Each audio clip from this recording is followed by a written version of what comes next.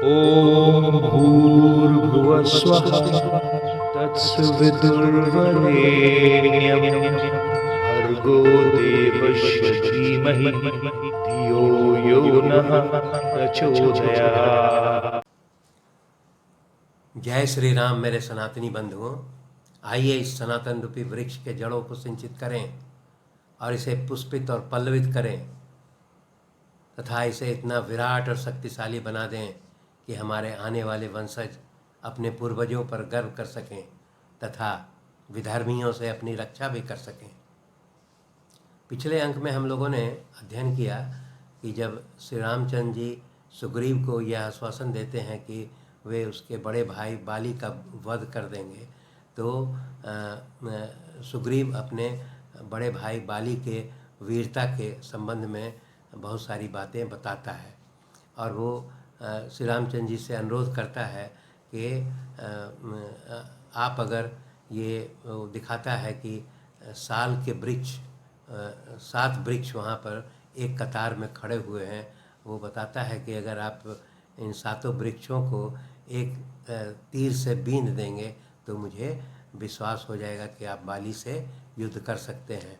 तब इसके ऐसा कहने पर श्री रामचंद्र जी अपना धनुष बाण निकालते हैं और एक ही बाण से 7 वृक्षों को बींध देते हैं और इसके पश्चात सुग्रीव जो है वो प्रसन्न होता है और कहता है कि मुझे ये विश्वास हो गया है कि आप मेरे बड़े भाई के साथ युद्ध करके उसको पराजित कर सकते हैं। इसके पश्चात वो राम लक्ष्मण और सुग्रीव तीनों किष्किंधा जाते हैं और बाली को ललकारते हैं और बाली के साथ फिर भयंकर युद्ध होता है और उस युद्ध में जो है वो बाली जो है वो सुग्रीव पर भारी पड़ता है और नतीजा सुग्रीव जो है वो अपना जान बचा करके भागता है और मतंग मुनि के आश्रम में अपना शरण लेकर अपना जान बचाता है। और जब वापस लौटता है तो वो श्री रामचंद्र जी से पूछता है कि आपने मुझे आश्वासन दिया था कि आपने बाली का वध करेंगे और इसी के आधार पर मैं उससे युद्ध कर रहा था, पर आपने उस पर कोई आक्रमण नहीं किया। इस पर श्री रामचंद्र जी बताते हैं कि चूँकि तुम दोनों भाई को देखने में एक ही समान हो, इसलिए मुझे दोनों में अंतर करने में कठिनाई हुई, इसलिए मैंने कोई बाण नहीं चलाया। और इसलिए श्री रामचंद्र जी बोलते हैं कि तुम इस प्रकार का कोई चिन्ह धारण कर लो जिससे कि मैं तुम्हें पहचान सकूं। इसके पश्चात वो लक्ष्मण को आदेश देते हैं कि पुष्पलता एक फूल का लता है, गजपुष्पी लता, उसका माला बना करके उसके गले में डाल देते हैं। इस अंक में हम लोग किष्किंधा कांड के 13वें से लेकर के 16वें सर्ग तक का अध्ययन करेंगे। जब लक्ष्मण जो है वो सुग्रीव के गले में गजपुष्पी लता का माला पहना देते हैं, तब वो सुग्रीव के गले सुग्रीव की शोभा बढ़ जाती है और उसके पश्चात राम लक्ष्मण और सुग्रीव तीनों जो है वो पुनः किष्किंधा की ओर प्रस्थान करते हैं। किष्किंधा प्रस्थान करने के क्रम में एक प्रसंग इसमें दिया गया है कि रास्ते में उन लोगों को एक घना जंगल मिलता है, जिसके बारे में श्री रामचंद्र जी पूछते हैं कि ये घना जंगल कौन सा जंगल है।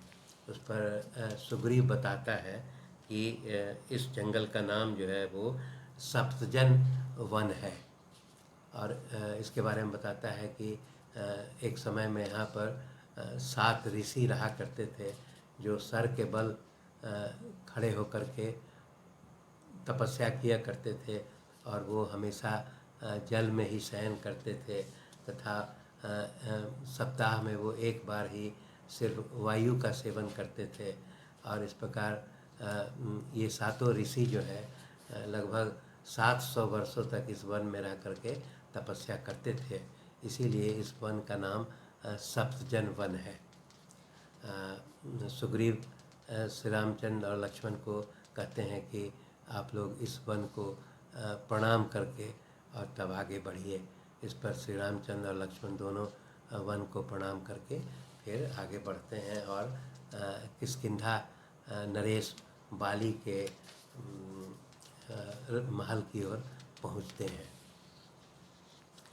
जब ये तीनों बाली के महल की ओर पहुँचते हैं तब उसके बाद श्री रामचंद्र और लक्ष्मण दोनों जो है वो वृक्ष के ओट में छिप जाते हैं और सुग्रीव को कहते हैं कि तुम अपने बड़े भाई को युद्ध के लिए ललकारो।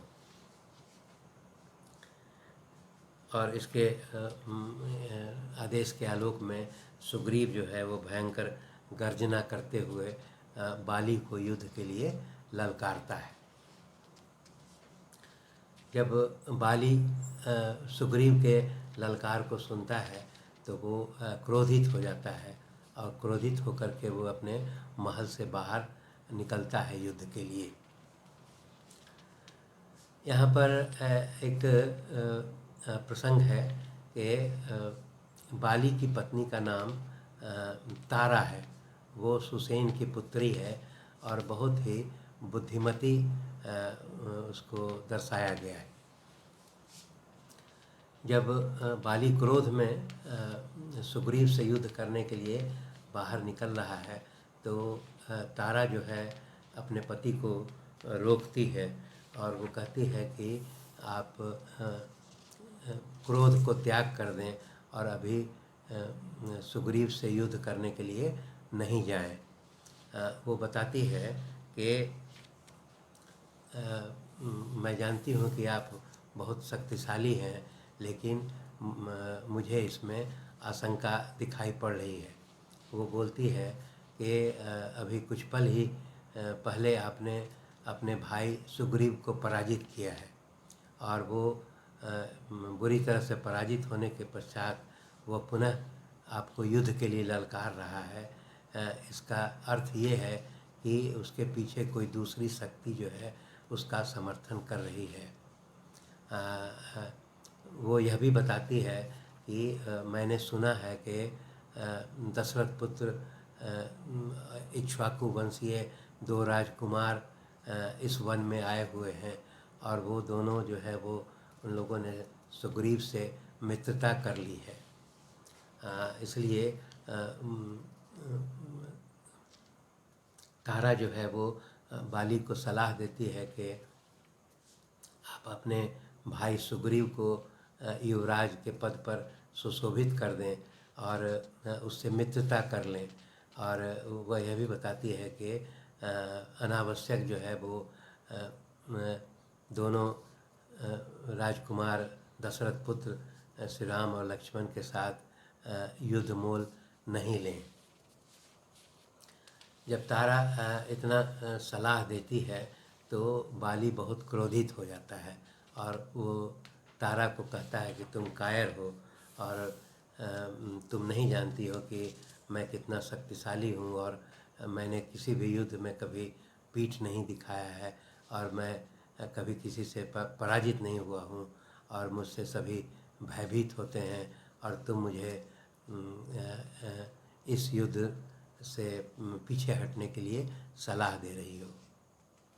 वह यह भी बताता है कि मैं जानता हूँ कि ये दशरथ पुत्र राम और लक्ष्मण जो है वो धर्मपरायण राजकुमार हैं और ये कभी भी धर्म के विरुद्ध कोई काम नहीं करेंगे और मैं उनसे युद्ध करने नहीं जा रहा हूँ, इसलिए उनका भय मुझे नहीं होना चाहिए।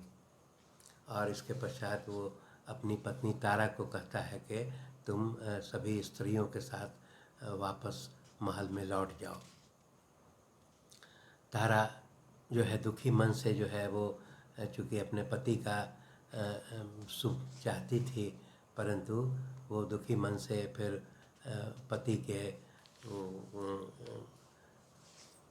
पति के भलाई की कामना करते हुए फिर अपने महल में लौट जाती है।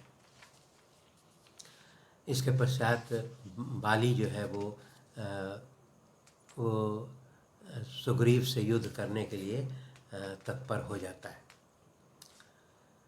दोनों भाइयों में भयंकर युद्ध प्रारंभ होता है, जिसमें कि विभिन्न प्रकार के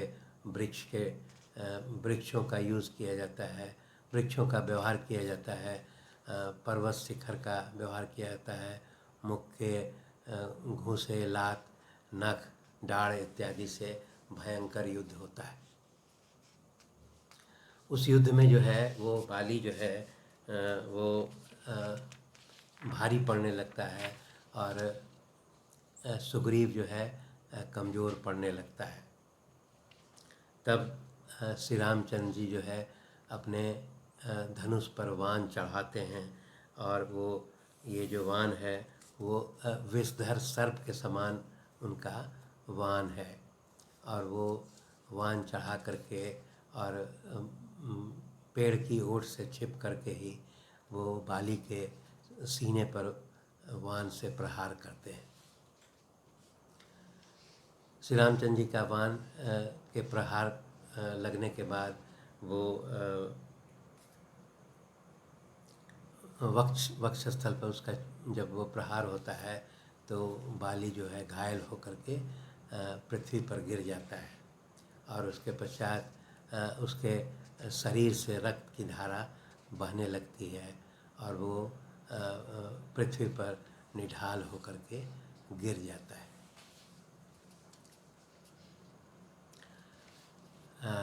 इस अंक में इतना ही, शेष अगले अंक में। धन्यवाद।